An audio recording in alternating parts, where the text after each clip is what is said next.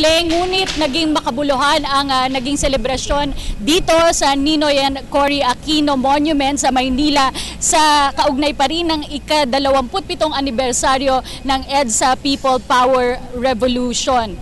At pinangunahan ng anak ni Tita Cory at Ninoy na si Ginang Balsi Aquino Cruz ang wreath-laying ceremonies na dinaluhan din ni Manila Mayor Alfredo Lim, MMDA Chairman Francis Tolentino, DOT Secretary Ramon Jimenez, Congressman Teddy Locsin at mga dating senador na sina Rene Sagisag at Nene Pimentel. Ginagata nila Lim, Pimentel at Sagisag ang mga naganap 27 taon na ang nakalilipas na siyang nagbalik nga ng demokrasya sa ating bansa. Kaisa rin ang mga personalidad ng People Power sa pag-iit sa kahalagahan ng paggunita pa rin ng anibersaryo ng People Power. Pagkakaisa, kalayaan at kasarinlan.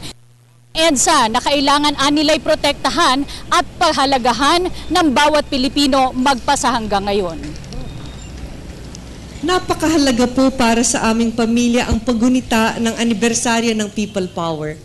Ito po kasi ang unang pagkakataon kung kailan ipinakita natin na kaya nating magkaisa kapag tayo ay magsama-sama. Kaya nating abutin ang mga pangarap natin para sa Pilipinas. Sadya rin pong makabuluhan ng anibersaryong ito dahil kanina lang ay nilagdaan ng aking kapatid, si Pangulong Noy, ang Human Rights Victims Reparation and Recognition Act of 2013.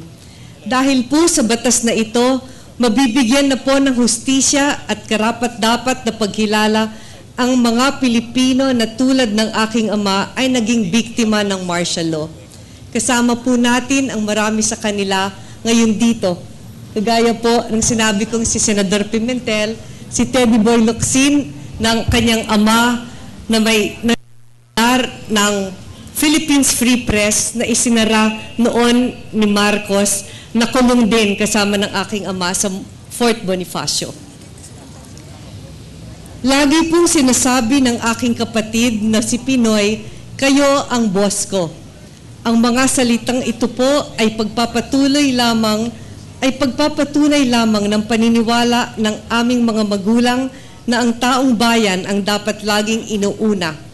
Ang taong bayan ay dapat pinahahalagahan dahil kayo po ang nagtataas ng Pilipinas.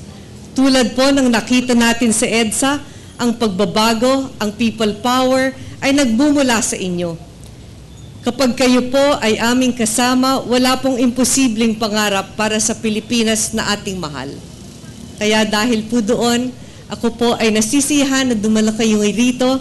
Maraming salamat po sa inyong lahat. At magandang umaga din. At Princess, kagaya rin ng naging selebrasyon sa People Power Monument sa EDSA, kinanta rin dito ang mga naging trademark na kanta na ng EDSA People Power Revolution. Ang bayan ko at magkaisa, nagkapit kamay nga ang mga tao dito at nagpalipad ng mga puting kalapate at nagpaulan ng confetti.